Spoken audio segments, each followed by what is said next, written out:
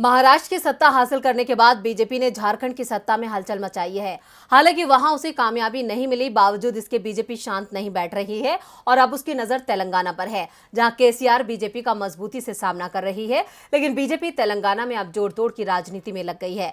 ऐसे में बीजेपी प्रदेश अध्यक्ष का ऐसा बयान आया है जिसने तेलंगाना की सियासत में हलचल पैदा कर दी है। तो बीजेपी के दावों में क्या है सच्चाई, आइए जानते हैं इस रिपोर्ट में। बीजेपी बगैर सत्ता के एक पल भी नहीं रह सकती। इसकी तड़प और इसकी गंदी राजनीति का एक चेहरा देखने को मिला है, और जो एक मजबूत लोकतंत्र पर बड़ा हमला है।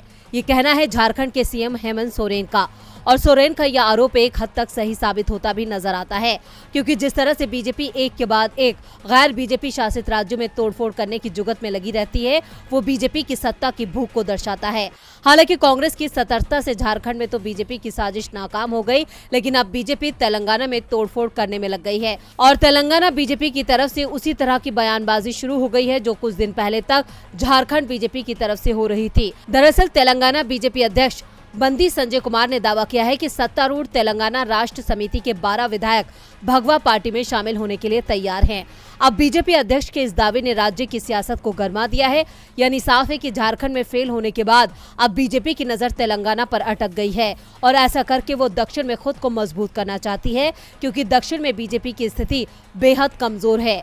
सिर्फ कर्नाटक में ही उसकी सरकार है। इसके अलावा तेलंगाना में 2019 लोकसभा चुनाव में 4 सीटें आई थी, जिसने बीजेपी को उम्मीद दी थी। तब से ही बीजेपी की नजरें तेलंगाना पर हैं।